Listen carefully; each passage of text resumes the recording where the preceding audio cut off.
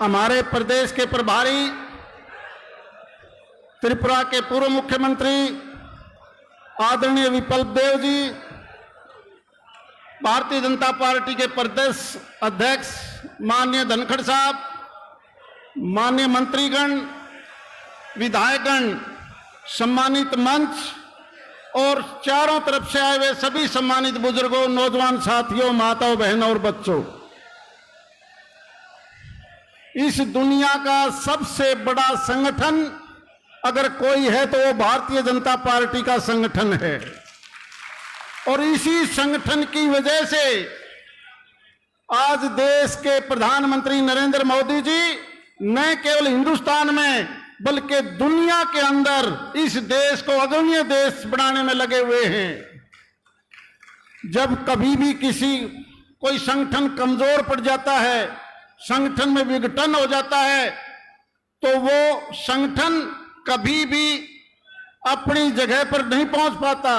आप छोटे छोटे गांव से ले लीजिए, परिवार से ले लीजिए, बड़े से बड़ा परिवार भी अगर आपस में टूट जाए तो वो परिवार खत्म हो जाता है। इसलिए मैं हमारे इस संगठन के सभी साथियों को बहुत बहुत बधाई इस बात के लिए देता हूं कि मात्र एक रिक्वेस्ट करने पर आप इस लोकसभा क्षेत्र में बगैर किसी का किराया, बगैर तेल, अपनी अपनी गाड़ियों में यहां पर आए हो। इसलिए आपका बहुत बहुत बधाई, बहुत बहुत धन्यवाद। और मुझे पूरा विश्वास है कि भारतीय जनता पार्टी का यह संगठन कभी कमजोर नहीं पड़ेगा, बल्कि आने वाले समय में जैसे विप्लव देव जी चाहते हैं, इस प्रदेश के अंदर लोकसभा की 10 सीट हैं, पहले से भी ज्यादा अंतर से आप लोग नरेंद्र मोदी जी के हाथ में 10 की 10 सीट दोबारा से देंगे। केवल यही नहीं, आप देखिए दुनिया 2 महाशक्तियों में बटी हुई थी। एक अमेरिका जिसकी तरफ ज्यादातर यूरोप के देश लगे हुए हैं, और दूसरी तरफ रशिया और चाइना। और जब दोनों महाशक्तियों में एक दूसरे के ऊपर प्रतिबंध लगा दिया हो, एक दूसरे को देखकर आंख भी ना मिलाते हों, ऐसी हालात में अगर कोई यूरोप रशिया से, ईरान से तेल जिसके लिए वो तरस रहे हैं, खाद्यान्न पदार्थ, गैस, सबके लिए वो किसी दूसरी ताकत से नहीं ले सकते। अमेरिका जब आंख दिखाता है तो वो जो रशिया या ईरान से, दूसरे देशों से अगर इन चीजों की मांग करता है तो रशिया पाबंद लगा देता है। परंतु भारत रशिया से भी तेल लेता है, ईरान से भी लेता है। दुनिया की तीसरी ताकत के रूप में माननीय नरेंद्र मोदी के बाद हिंदुस्तान को देखा जाता है। कोई भी देश, पाकिस्तान जैसा देश आप टीवी देखते हैं, तिलमिलाता है। वहां का विपक्ष हो, पक्ष हो, कहता है अरे एक तरफ भारत है, जो चाहता है वो करता है, और दूसरी तरफ हम अगर किसी से खाने के लिए भी कोई अनाज मांगते हैं तो हमें कोई नहीं था। एक समय ऐसा था 2014 से पहले, माननीय विप्लव देव जी नॉर्थ ईस्ट से आते हैं। लेह लद्दाख से लेकर नॉर्थ ईस्ट तक चाइना ने अपने सड़क और बेस बना रखे थे।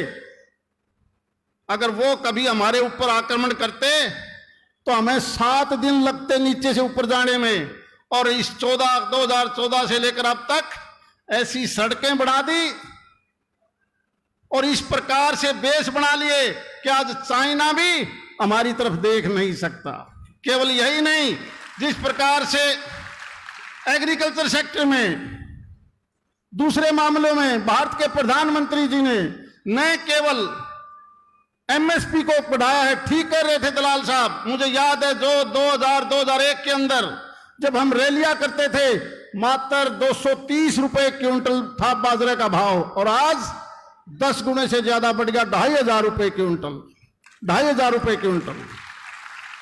कांग्रेस वाले क्या कहते हैं कि हमने 70,000 करोड़ रुपया किसान का कर्जा माफ किया सारी उम्र में, 70 साल में।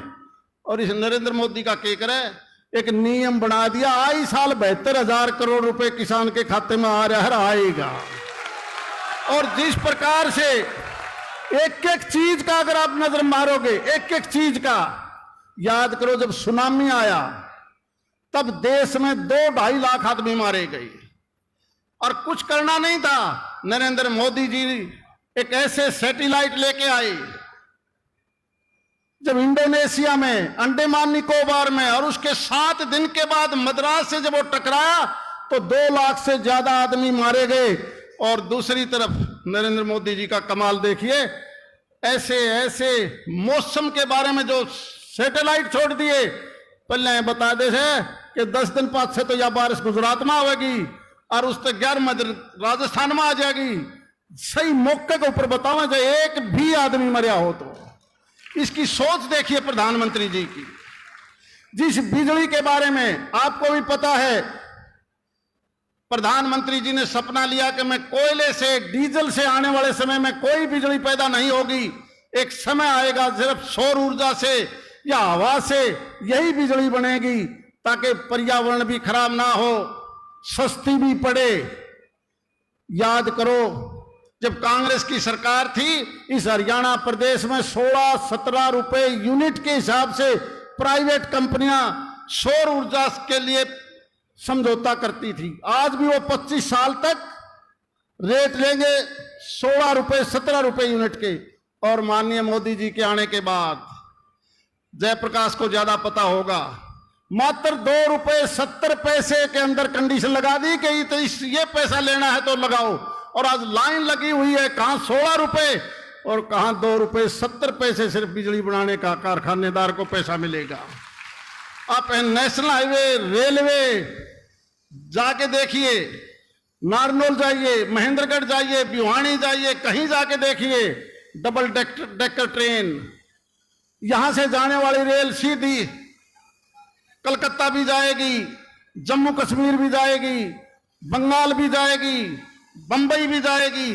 पहले अगर 5 ट्रेन चलिया कर दी तो 4 गुना ट्रेन ज्यादा बढ़ गई, 4 गुना ज्यादा। और नेशनल हाईवे की तो जरूरत ही नहीं बताने की। कांडला से लेकर अमृतसर तक 8 घंटे लगते हैं, 4 घंटों में आदमी पहुंच जाता है। यहां से जब हम दिल्ली जाएंगे थोड़े दिनों में, चाहे हमारा आदमी नारनौल से जाए, महेंद्रगढ़ से जाए, भिवानी से जाए, दादरी से जाए, के बाद तो एयरपोर्ट का एलिवेटेड रोड बहादुरगढ़ तक बन जाएगा, उधर द्वारका से जुड़ जाएगा। हम चंडीगढ़ जाते थे 6.5 घंटे लगते थे और अब 3 घंटे हम पहुंच गए आदमी। अभी तो ये थोड़ा सा पोर्शन बाकी है, जीरकपुर में हमें टाइम लगता है। अंबाड़े से पहले एक बाईपास बनके सीधा चंडी मंदिर के लिए काम चालू हो चुका है, बहुत जल्दी वो भी तैयार हो जाएगा। अकेले यही नहीं, यहां से जाने वाला बंबई का आदमी 12 घंटे में पहुंचेगा। कभी जब पहले की सड़कों की बात करते हैं, अगर हम भिवानी से चलें तो खरक में सफेद पट्टी खत्म, अगर हम झज्जर से आते इमलोटे में खत्म, अगर हम रेवाड़ी की तरफ से जाते तो हमारा नारनौल जाने की सड़क नहीं। और आज जाके देखो हमारा पहला, अगर हम देखेंगे तो नांगल चौधरी ऐसा लगता है जैसे हमारा हरियाणा का पहला विधानसभा क्षेत्र है।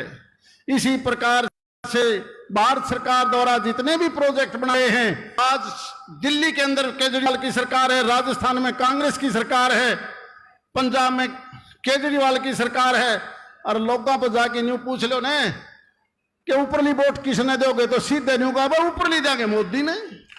ये हालात कर दिए देश के, ये थोड़े से लोग कर रहे हैं, इसका कोई फर्क नहीं पड़ता। इसलिए मैं ज्यादा समय न लेते हुआ, क्योंकि माननीय रामविलास जी इसके बाद जब माननीय विपुल देव जी बोल लेंगे, मेरी प्रार्थना है कि आप दोबारा से संबोधित, मेरी रिक्वेस्ट है यार, मेरी मेहरबानी। प्रभारी जी के बाद, प्रभारी जी के बाद सबसे लास्ट वक्ता अगर होगा तो रामविलास शर्मा होगा।